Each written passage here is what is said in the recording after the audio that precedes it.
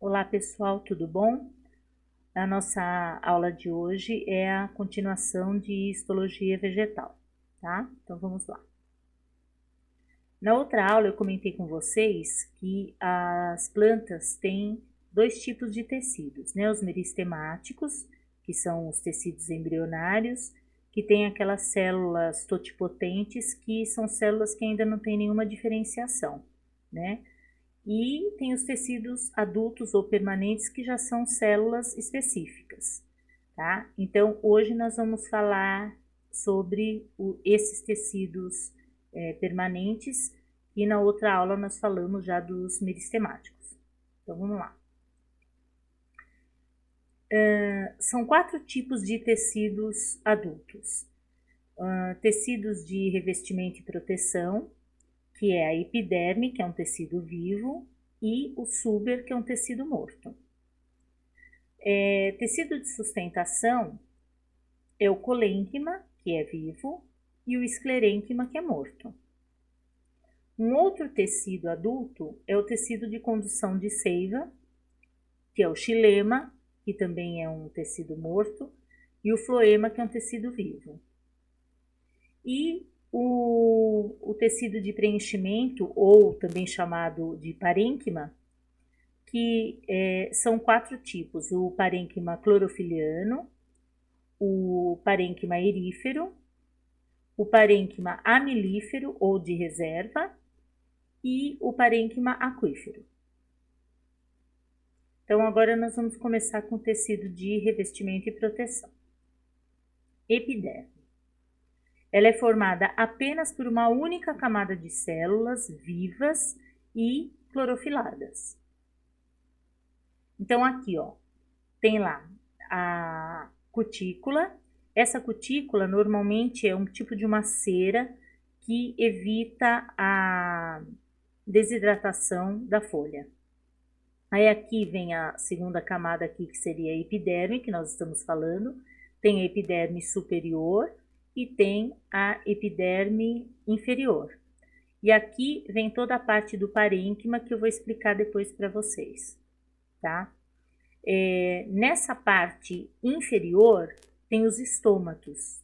Então, os estômatos são essas células aqui que vão fazer a troca gasosa, aqui está mostrando, ó, gás carbônico, oxigênio, tanto para respiração quanto para fotossíntese. E também fazem a transpiração da folha. Então, fica nessa parte inferior aqui e não na parte de cima da folha, certo? Porque por que não aqui na parte de cima? Porque no momento que essas células abrem e fecham aqui para troca gasosa e mesmo para acontecer a transpiração, então aqui em cima ela recebe mais sol, então ela ocorreria a desidratação da folha. Então por isso que esses estômatos ficam na epiderme inferior, tá?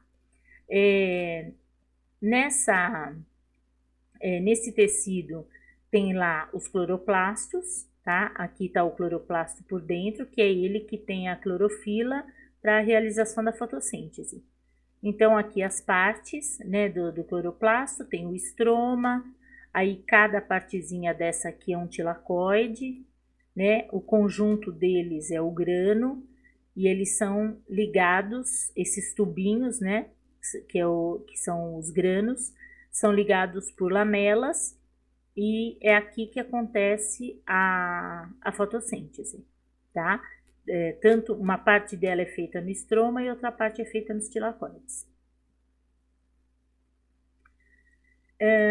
Essa epiderme vai revestir as folhas, que a gente comentou, as partes jovens da planta e a zona pilífera da raiz, que é a parte da raiz onde tem os pelos absorventes para absorver água e sais minerais. Tem os anexos, que são os estômatos, que eu comentei com vocês, os hidatódios, a cutícula, que é aquela parte de cima que é como uma cera, acúlios, pelos absorventes.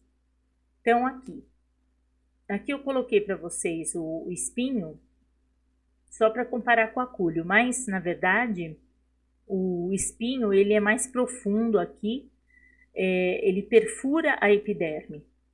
Diferente do acúlio, que ele está aqui, ó, ligado na epiderme da planta. Então, a diferença entre acúlio e espinho é que o acúlio é fácil de você destacar, porque ele está só colado aqui, ó.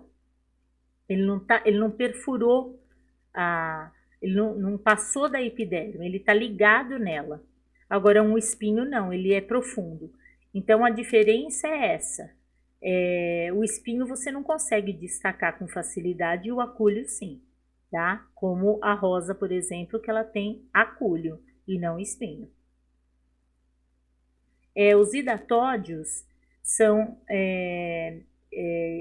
aqui na extremidade da folha, são estruturas que vão fazer com que essa água seja eliminada, mas na forma líquida. Então, é diferente da transpiração, que é eliminado a água na forma de vapor pelos estômatos. Aqui a água vai sair na forma líquida pelas extremidades da folha, que são esses hidatódios.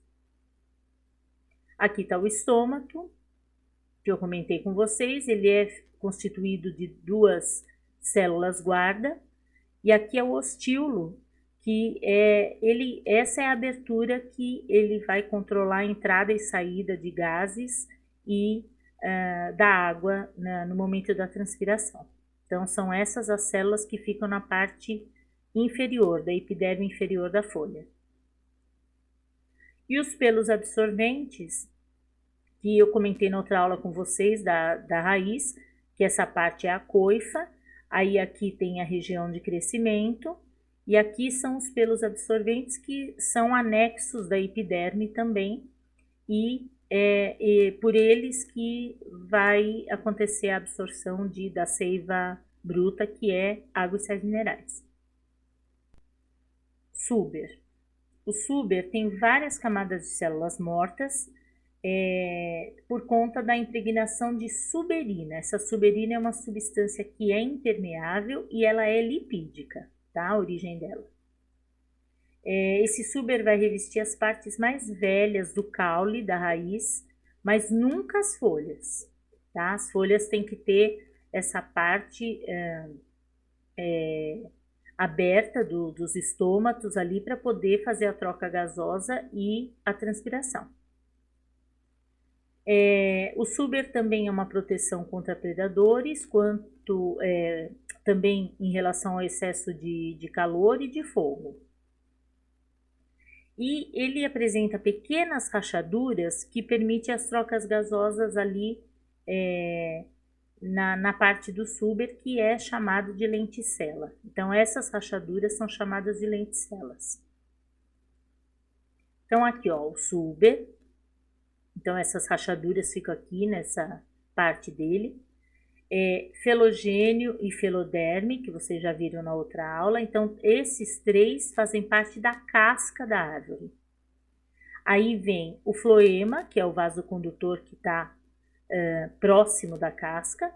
O câmbio, né, que deu origem tanto ao floema quanto ao xilema. E aí, depois, vem aqui o xilema, onde tem esse alburno, que é um tecido que está próximo ao xilema e também ajuda na condução da seiva, e a cerne, que é mais interna, que já é um tecido que já não transporta mais a seiva, ele serve apenas de sustentação, já é um tecido mais velho, tá? Agora nós vamos falar dos tecidos de sustentação. O colênquima, ele tem células vivas com reforços de celulose. Então, aqui são células vivas e aqui em volta é tudo celulose, tá? Ele é frequente nas partes jovens e ele oferece uma flexibilidade, tá? Ele é como uma cartilagem para nós. Então, ó, ele é comparado ao tecido cartilaginoso dos animais. Então, ele sustenta, mas ele é flexível. Então, tá lá, ó, a posição dele. Tem a epiderme, que a gente falou agora há pouco, e aí vem o colênquima, logo abaixo da epiderme. Aí tem o esclerênquima. Ele é constituído de células mortas devido à impregnação de lignina, tá? Onde tem a lignina, que é essa substância impermeável aí dura, acaba, quando ela se deposita, ela acaba matando a célula, ela endurece, tá? Então, o esclerênquima é feito desse tipo de célula. Então, tá aqui, ó, o esclerênquima e a lignina. Então, essas células aqui são mortas. E é comparado ao tecido ósseo. Como a lignina endurece a parede, então ela não é flexível como o colênquima, que é como se fosse uma cartilagem. Então, está acumulado nas partes mais velhas da planta, e as células, além dessas que eu comentei, tem as fibras, os escleritos, ou esclerídeos. Então, são células que fazem parte do esclerênquima. Então, aqui, olha, epiderme, aí vem o colênquima, aí aqui vem o parênquima, que é um tecido de reserva, que eu vou ainda falar com vocês. Aí vem o esclerênquima, tá vendo? Então, ele é mais profundo em relação ao colênquima, quando você começa a observar aqui da epiderme para baixo. E aqui é outro parênquima também. Tecidos de condução ou transporte. Xilema ou lenho. Então, ele é constituído de células mortas, porque são impregnadas com lignina, tá? A mesma coisa que eu comentei com vocês lá do esclerênquima. Transporta a seiva bruta ou inorgânica, sempre das raízes até as folhas, porque a seiva bruta é constituída de água e sais minerais, e é a seiva que vai ser transportada antes da fotossíntese, tá? E pelo centro do caule. É mais interno que o floema, né? O floema fica lá na lateral e o xilema fica no centro. Atua como um tecido de sustentação também, tá? Além da condução da seiva, através de elementos do vaso e traqueídes, que são os dois tipos de células que fazem parte do xilema. Então, aqui tem os elementos do vaso, que são esses, e as traqueídes. Aqui é a lignina, que ela vai sendo depositada aleatoriamente, tá? Então, dependendo da planta que você estiver falando, tem uma estrutura diferente aqui de lignina. Mas o que vai acontecer com a impregnação aqui da lignina, ela vai destruir a célula por dentro, e aqui, essa parede aqui fora vai ficar endurecida. Então, aqui vai formar um tubo. E é por esse tubo que vai passar a água e sais minerais. Então, na verdade, o xilema é um tubo oco, porque não tem mais nada de célula aqui dentro. Tem só a parede aqui do lado de fora, tá? E quem fez isso foi a lignina, a impregnação de lignina, tá? Então, as traqueídes são células que têm as extremidades fechadas aqui, e foram as primeiras células que surgiram para a condução de seiva. Então, elas surgiram lá nas pteridófitas, que são as primeiras plantas vasculares. E aqui são elementos dos vasos, que são células já diferentes das traqueídes, que a traqueíde é fechada aqui nas extremidades, e os elementos do vaso têm essa abertura. Então, uma célula se encaixa a outra aqui e forma um tubo, que é por onde essa seiva está subindo. Então, na verdade, a seiva bruta está subindo por um tubo oco, está morto, né? É uma parede celular do lado de fora endurecida. E essas pontuações é para poder essa água espalhar água para a planta, entendeu? Então, faz um tubo, que é o encaixe de uma com a outra, que vai subindo essa seiva, mas por essas pontuações essa água sai pela lateral também distribuindo água para a planta. O floema, ou líber, é constituído de células vivas. Transporta a seiva elaborada ou orgânica das folhas até as raízes. Então, aqui essa seiva elaborada é formada de água e glicose e essa glicose foi produzida na fotossíntese. É mais periférico que o xilema, né? Ficando logo abaixo da casca, que vocês viram lá no outro slide. As células são os elementos do tubo crivado e a célula companheira, tá? Tem até outros tipos de células, mas eu coloquei aqui os principais. Então, aqui tem a célula companheira, que ela está sempre ligada à célula crivada, tá? Essa célula crivada, ela tem uma placa crivada ou placa crivosa, que é por onde uma célula vai se encaixando a outra, que vai ficar dessa forma, tá? Uma encaixando a outra e uma troca substâncias do citoplasma de uma para outra por essa placa crivada, certo? E essas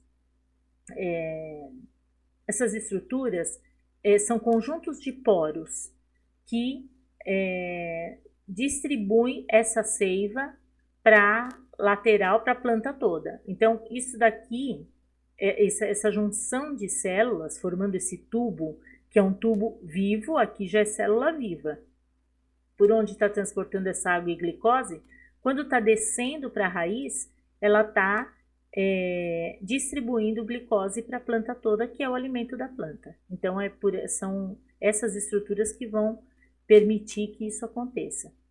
Aqui está mostrando nessa outra figura ali a mesma coisa. Isso é uma célula, essa é outra célula, e a junção de uma célula para outra nessa placa crivada que é toda furadinha aqui, tá? Agora nós vamos falar dos tecidos de preenchimento, que também são chamados de parênquimas.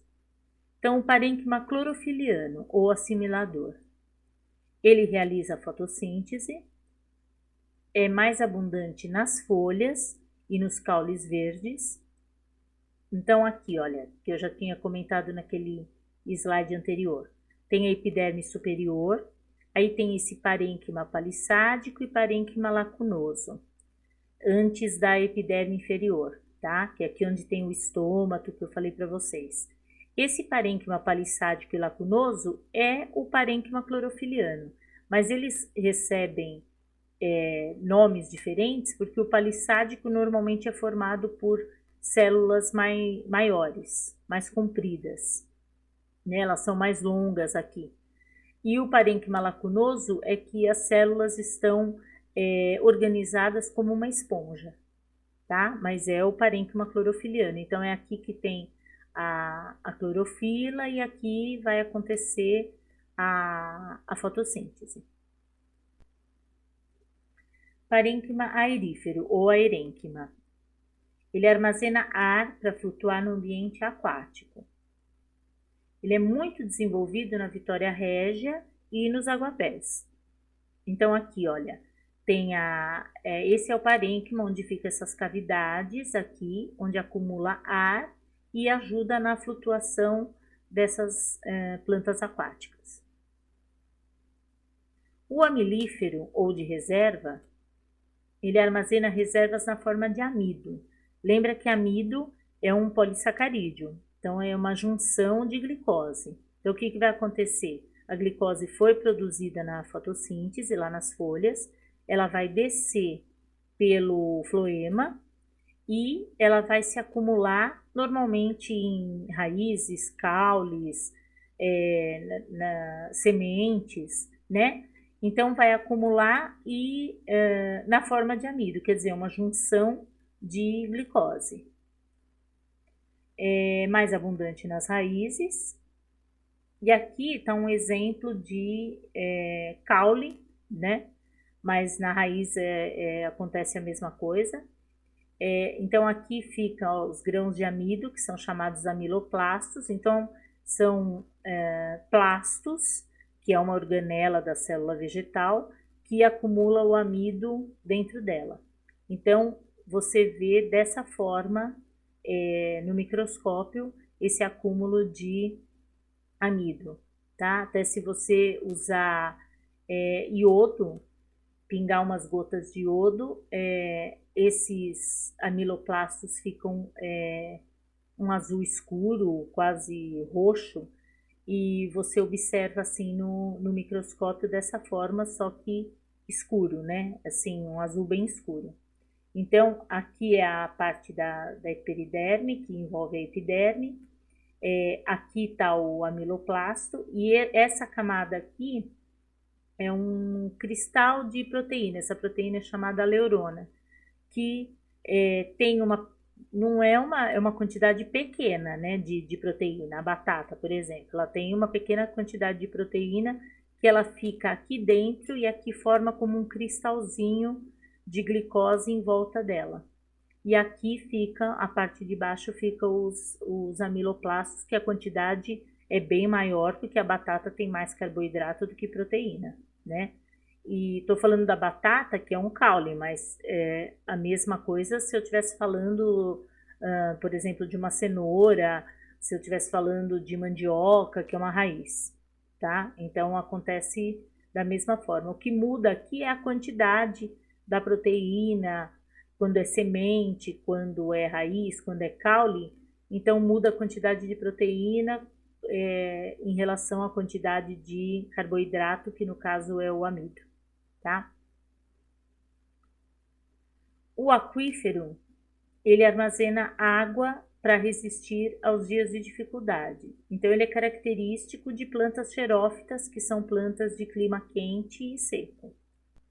Então aqui, olha, tem lá o parênquima clorofiliano, aí tem as células aqui, onde tem o vacúolo, o grande vacúolo, né? Onde acumula água aqui, e aqui uma bolsa de água também como reserva, que é para esse tipo de planta conseguir sobreviver na seca, né? Então ela acumula água dentro dela, tá? Bom, pessoal, então nós terminamos essa parte dos tecidos vegetais, tá? Espero que vocês tenham entendido e até a próxima aula. Um beijão, tchau, tchau.